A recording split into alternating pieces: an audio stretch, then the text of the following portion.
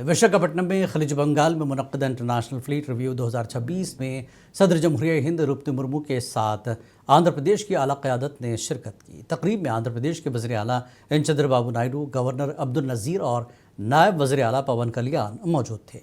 इस मौके पर बहरी जहाज़ों की शानदार परेड, फ्लाई पास और बहरिया की पेशे वराना सलाहियतों का मुजाहरा किया गया। इस इवेंट से मुल्क की बहरी ताकत और दोस्त ममालिक के साथ ताउन की झलक पेश की गई।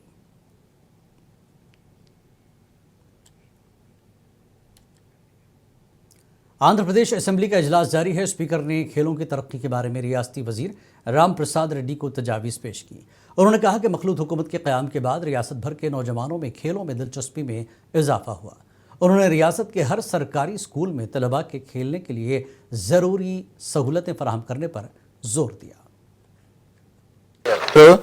ఒక్క నిమిషం సార్, బిఫోర్ దట్ ఒక సజెషన్. అంటే నేను కూడా గతంలో స్పోర్ట్స్ మినిస్టర్ చేశాను. నా సజెషన్ ఏంటంటే, ఈ మధ్యకాలం మన ప్రభుత్వం వచ్చిన దాని నుంచి కూడా స్పోర్ట్స్లో చాలామంది ఇంట్రెస్ట్ చూపిస్తున్నారు. ప్రతి దగ్గర జరుగుతున్నాయి. గతంలో వాళ్ళు ఏం సరే ఆడుకున్నారు తప్పించి ఆటలు లేవు. అంచేత మీరు ఏం చేస్తారంటే, నా సజెషన్ ఏంటంటే, పూర్వం హై స్కూల్స్ ఉన్నాయి కదండి, పూర్వం ప్రతి హై స్కూల్లో కూడా 2 ఎకరాలు 3 ఎకరాల స్థలాలు ఉన్నాయి సార్ అక్కడ।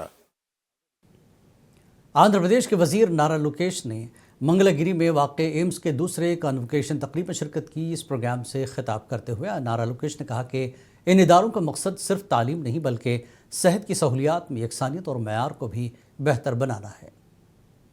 AIIMS were envisaged as institutions of national importance, centers of excellence that would correct regional imbalances in healthcare.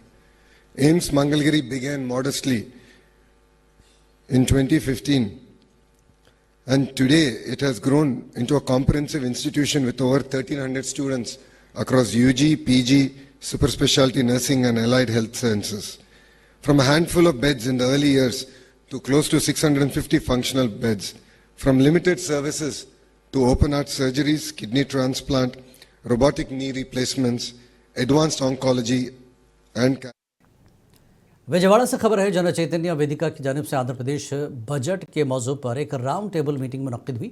इजलास में रिटायर्ड IAS अफसरान और मुख्तलिफ सियासी पार्टियों के कायदीन ने शिरकत की। शुरका ने बजट में तरजीहात, फलाही स्कीमात, बुनियादी ढांचे की तरक्की और माली नज़्म ज़ब्त जैसे उमूर पर तबादला ख्याल किया।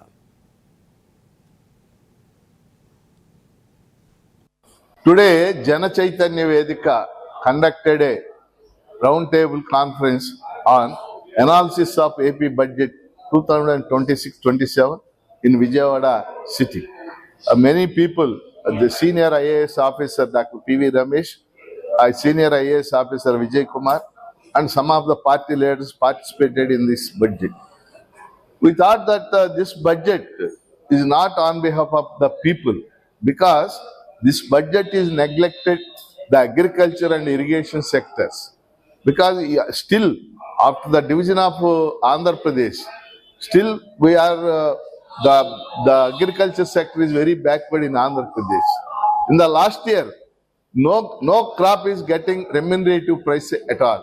But in this budget, they allotted only 500 crores for this purpose.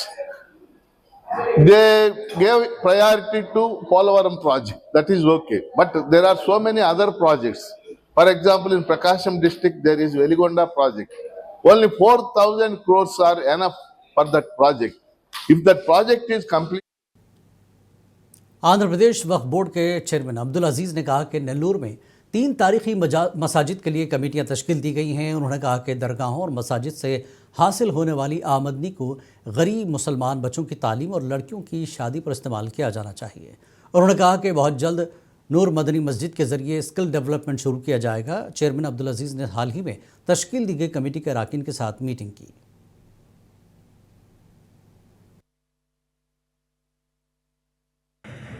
ఎవరైతే నిన్నటిదాకా అక్కడ పోతే జోబిలో చేయేసి లాగేస్తున్నారు ఇటువంటి మాటలు చెప్పేవాళ్ళు ఈరోజు వాళ్ళకి ఆశీర్వాదం ఇచ్చిపోతున్నారు।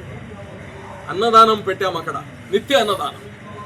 అలాగనే అక్కడ కానీ స్కిల్ డెవలప్మెంట్ స్టార్ట్ చేశాం। ఆడపిల్లలు ఆ గ్రామాల చుట్టుపక్కల ఉండే వాళ్ళందరూ వచ్చి టైలరింగ్ నేర్చుకుంటున్నారు। ఒక 2-3 బ్యాచెస్ అయిన తర్వాత అక్కడ కానీ కంప్యూటర్స్ అవన్నీ స్టార్ట్ చేస్తాం।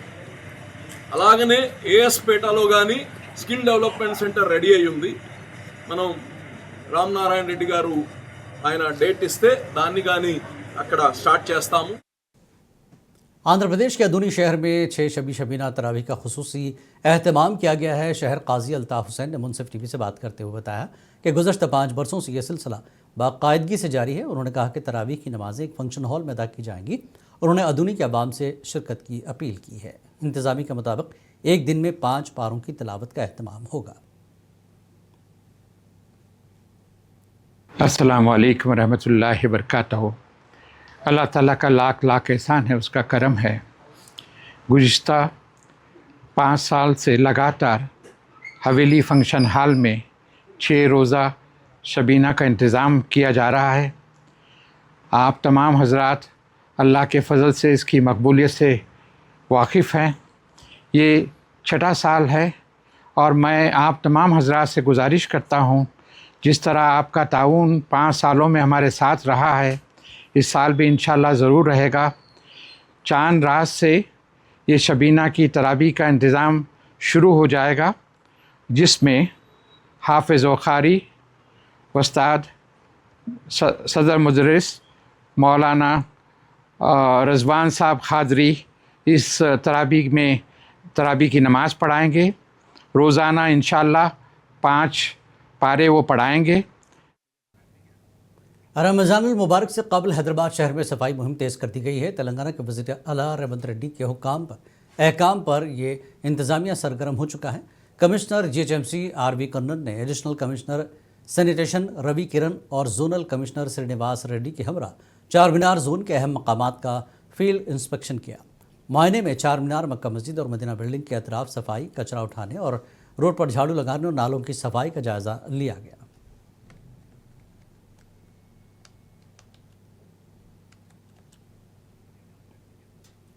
तेलंगाना और आंध्र प्रदेश में मुख्तलिफ अदालतों में बम रखे जाने की धमकियां मिली, जिस पर सिक्योरिटी सख्त कर दी गई.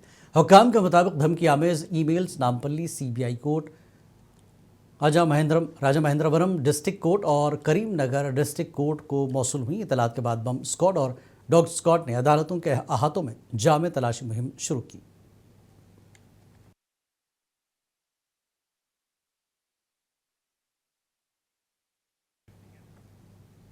अनंतपुर ज़िले की कई अदालतों को बम रखे जाने की धमकी मौसूल होने के बाद सिक्योरिटी इदारे फौरी हरकत में आए, जिसके बाद अदालती कार्रवाई आर्जी तौर पर मुतासर हुई.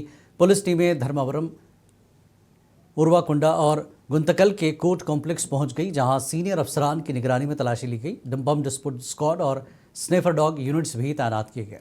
एहतियाती इकदाम के तौर पर वकला, अदालती अमला और अर्जी गुजारों को इमारतों से बाहर जाने की हिदायत दी गई, जबकि कार्रवाई कुछ देर के लिए रोक दी गई. हुकाम के मुताबिक तलाशी के दौरान कोई मुश्तबा शय बरामद नहीं हुई. మ్యాజిస్ట్రేట్ కోర్టు గారి సూపరింటెండెంట్ గారికి జిల్లా జడ్జి కోర్టు ద్వారా ఒక మెసేజ్ రావడం జరిగింది.